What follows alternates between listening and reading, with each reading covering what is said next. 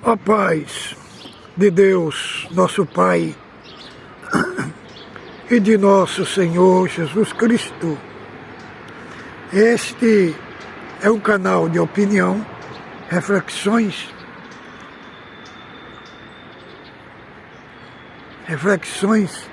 e análises bíblicas. Você que assiste o nosso canal, mas não é inscrito no nosso canal, por gentileza é só clicar aí abaixo e você se inscreve no nosso canal. Deus abençoe todos que têm compartilhado nossos vídeos nas redes sociais, seus amigos, irmãos, parentes.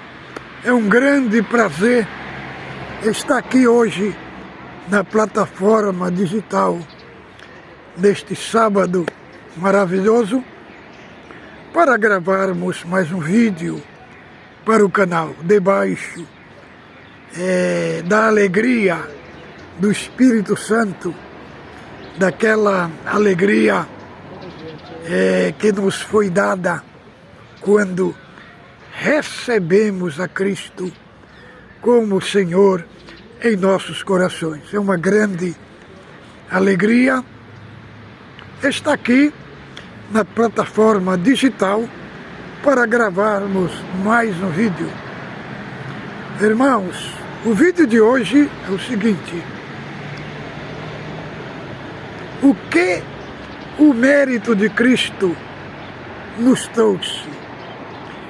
Tem muitos que têm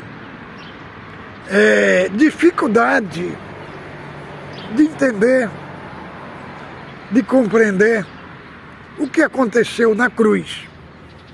Muitos, quando falam deste assunto, falam de uma maneira muito rasa, muito superficial, entendeu? Que não traz um contexto abrangente, profundo, para todos entender o que significa os méritos de Cristo. O que os méritos de Cristo trouxe para a nossa vida?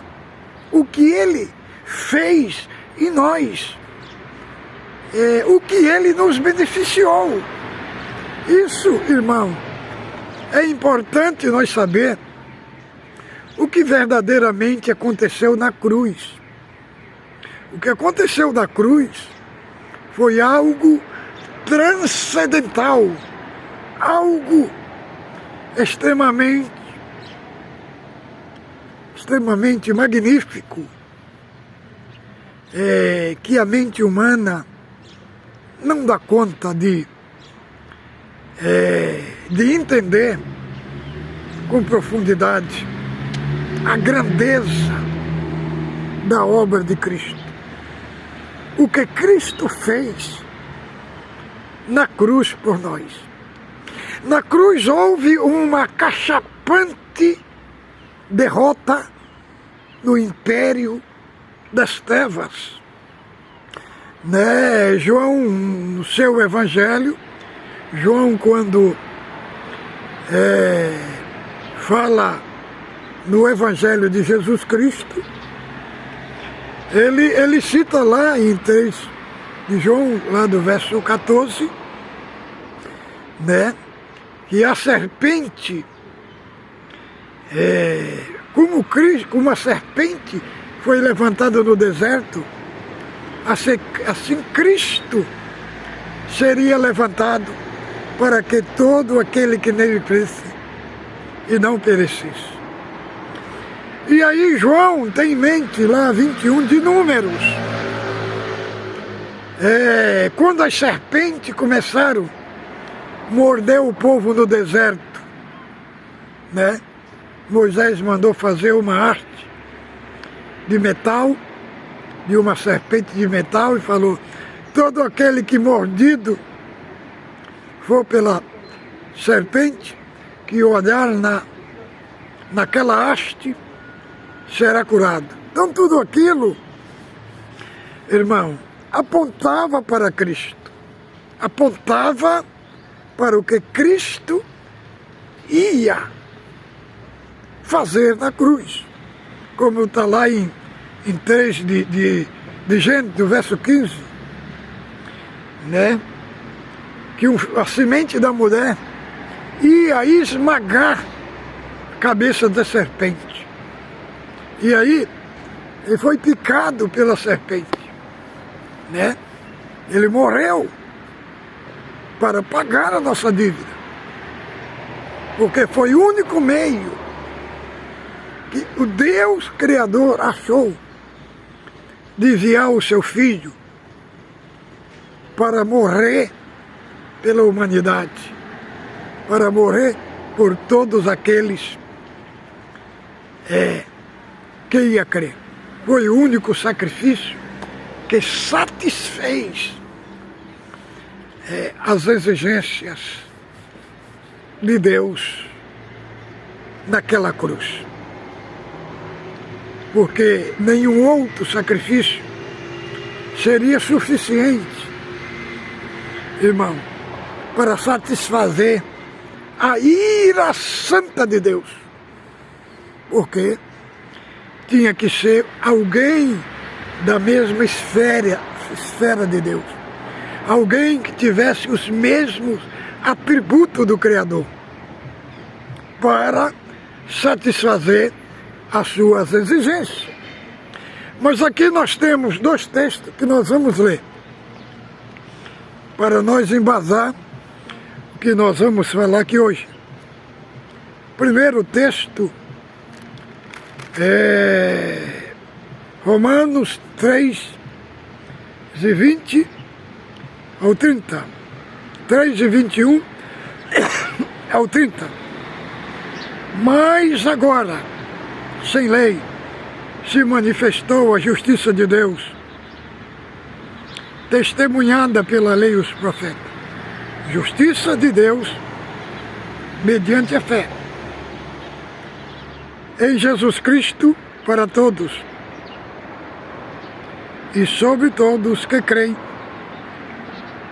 porque não há distinção, pois todos pecaram e carecem da glória de Deus, sendo justificado gratuitamente por sua graça, mediante a redenção que há em Cristo Jesus, a quem Deus propôs no seu sangue como propiciação mediante a fé, para manifestar sua justiça, por ter Deus, na sua tolerância, deixado impune os pecados anteriormente cometidos, tendo em vista a manifestação da sua justiça no tempo presente, para que ele mesmo seja justo e justificador daquele que tem fé em Jesus.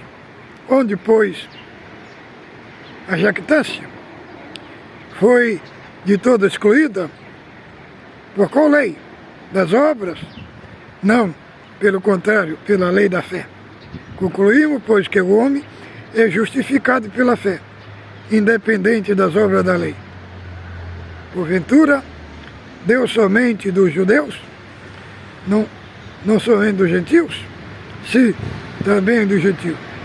Visto que Deus é um só, qual justifica pela fé em circuncisão e mediante a fé a incircuncisão. Agora vamos ler outro texto, Romanos 5.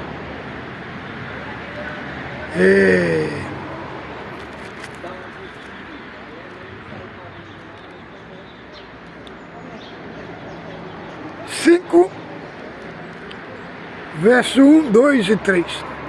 Justificado, pois mediante a fé temos paz com Deus, por meio de nosso Senhor Jesus Cristo, por intermédio de quem obtivemos igualmente o acesso pela fé a esta graça da qual estamos firmes e nos gloriamos na esperança de Deus. E não somente isto nos gloriamos, mas nas próprias tribulações, sabendo que a tribulação produz a perseverança.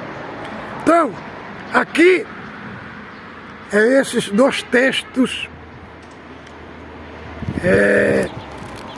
que eu li aqui, para nós analisarmos estes textos e vermos o que aconteceu na cruz. Algo muito gigantesco. Cristo na cruz impôs uma vitória, uma derrota acachapante sobre o reino do mal, sobre o reino das trevas. Isso o apóstolo Paulo enfatiza lá em Colossenses, no capítulo 2, que Cristo, na cruz, que ele fez, irmão, ele pagou a nossa dívida, né?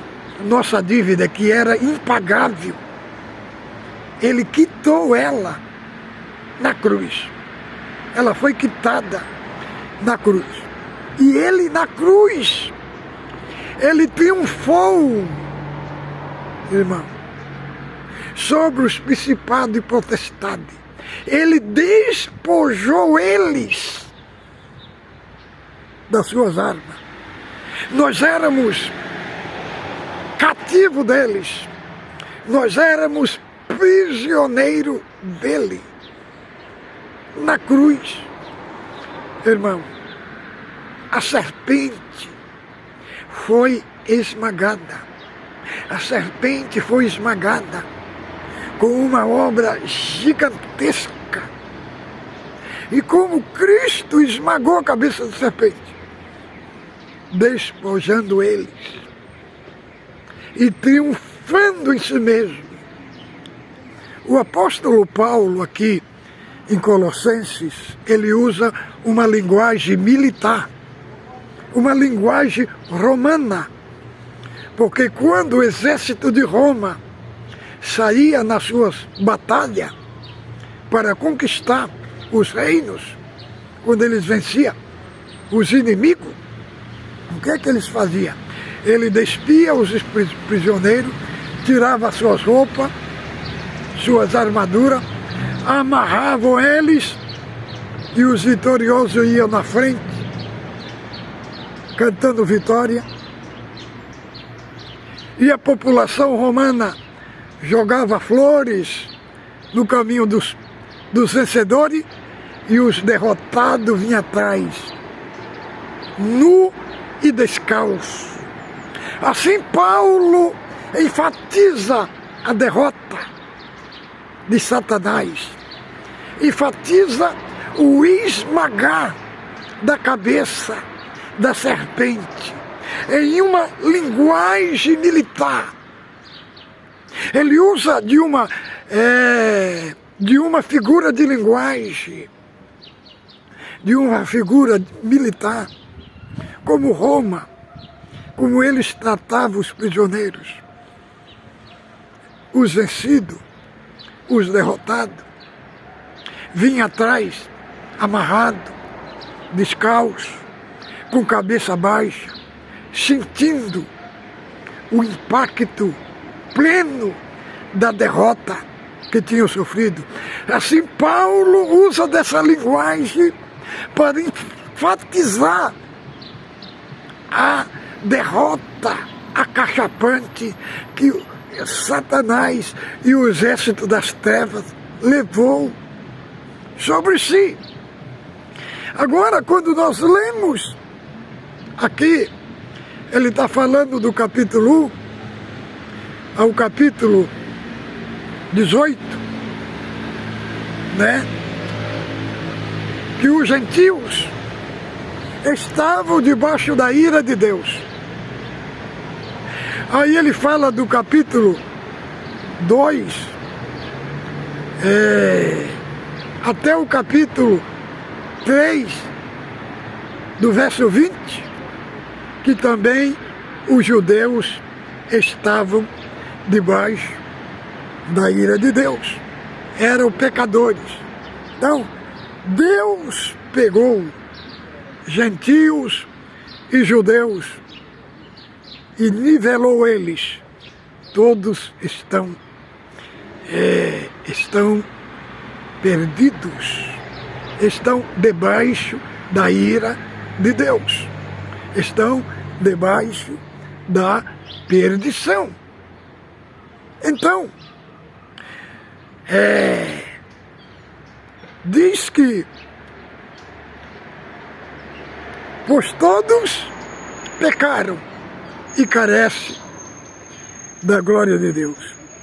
Mas aí ele vai falar que a glória se manifestou, a lei, sim, a justiça de Deus, tendo o testemunho da lei e dos profetas, sendo justificado gratuitamente,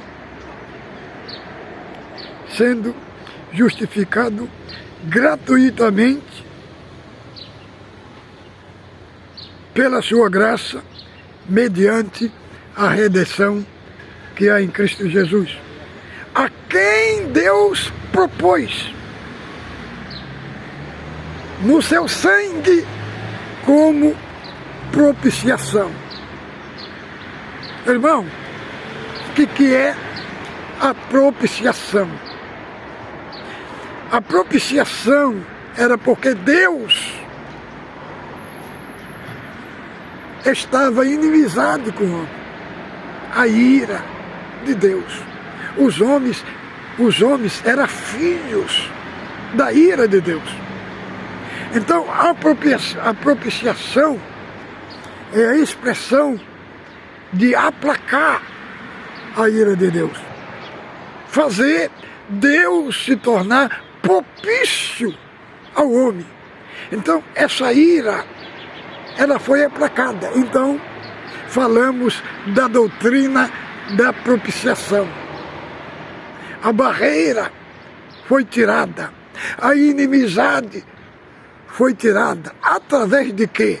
Através de quê que essa propiciação aconteceu? Através da cruz de Cristo.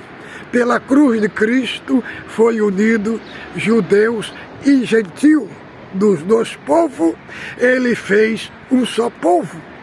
Então, a propiciação do seu sangue. Porque na lei foi feito a arca do concerto e a tampa da arca, irmão, ali estava o propiciatório, né? Era ali que o sangue era levado, ali no propiciatório, para perdoar o povo. Só que o sangue de bode de carneiro, ele apenas encobria o pecado. Por isso que está escrito no Evangelho de João 1:29. Eis aqui o Cordeiro de Deus que tira o pecado do mundo. O sangue lá na lei encobria o pecado, mas o único sacrifício que tira o pecado do mundo foi a morte do Cordeiro. Então, tendo em vista a manifestação da sua justiça no tempo presente, para ele mesmo ser justo e justificador daquele que tem fé em Jesus, tendo em vista a manifestação no tempo presente, para que ele mesmo seja justo e justificador daqueles que têm fé em Jesus. Então, irmão, a morte de Cristo não é a justificação.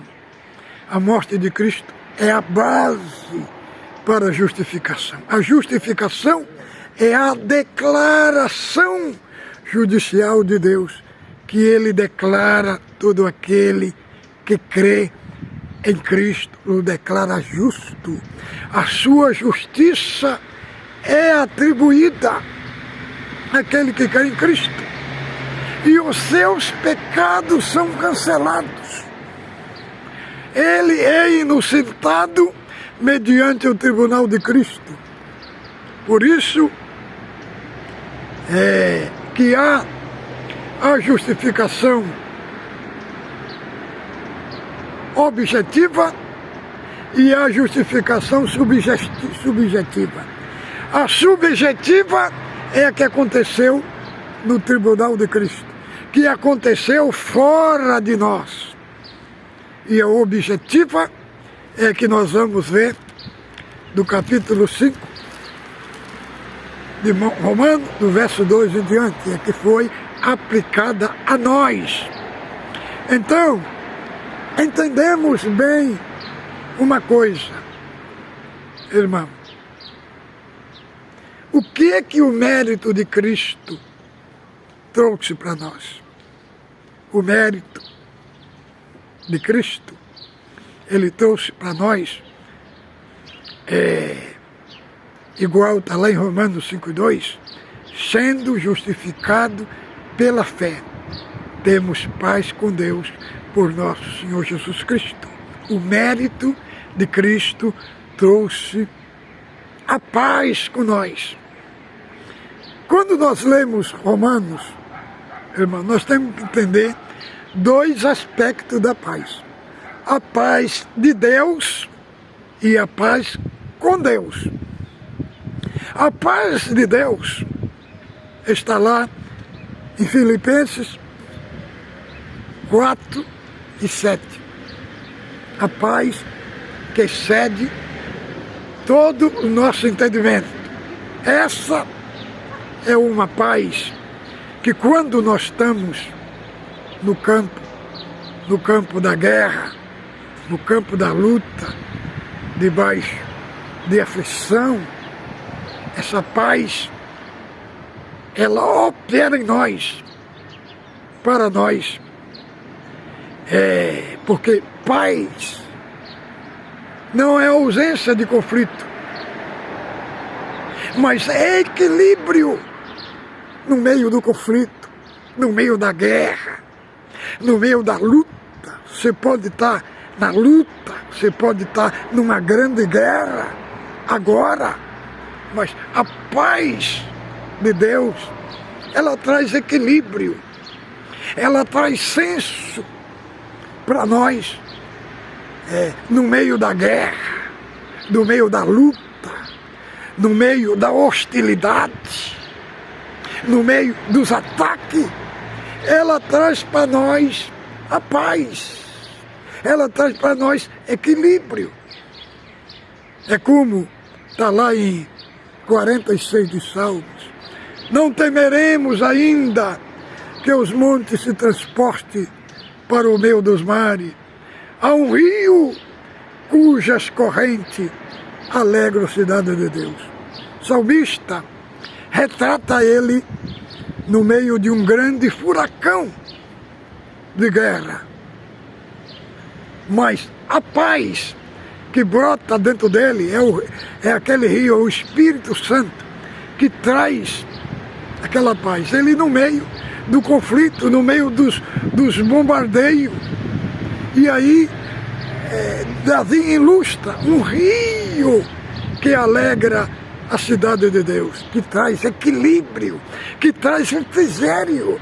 Irmão, você pode estar na guerra que tiver, mas se a paz de Deus estiver operando dentro de você, você vai sentir o refrigério no meio da guerra, no meio da luta, no meio do vendaval. Entenda essas coisas. É a paz de Deus. Mas o que é a paz com Deus? A paz com Deus, ela aparece uma vez só na história.